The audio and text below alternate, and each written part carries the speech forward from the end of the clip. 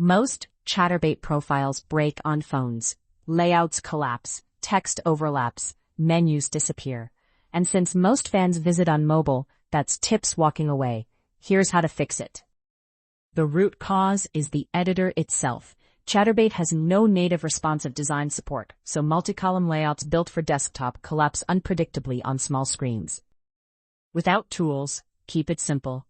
Single-column layouts, no side-by-side elements, readable fonts, minimal animation, and always test on an actual phone before you go live. The proper fix is a theme built for it. Mobile-optimized themes adjust content dynamically, keeping multi-column designs on desktop and stacking cleanly on phones.